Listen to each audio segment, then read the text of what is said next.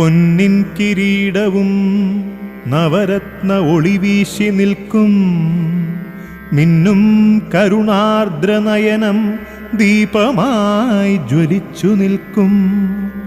എന്നും തിരുമുഖഭാവഭംഗി വിടർന്നു നിൽക്കും.